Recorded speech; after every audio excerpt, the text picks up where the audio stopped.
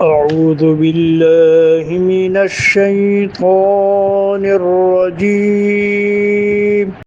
بسم الله الرحمن الرحيم.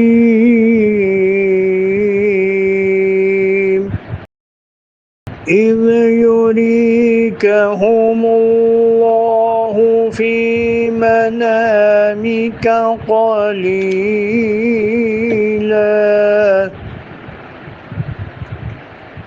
ولو أراكهم كثيرا لفشلتم ولا تنازعتم في الأمر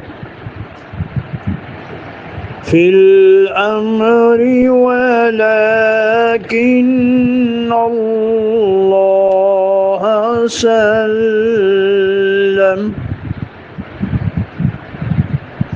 إنه عليم بذات الصدور.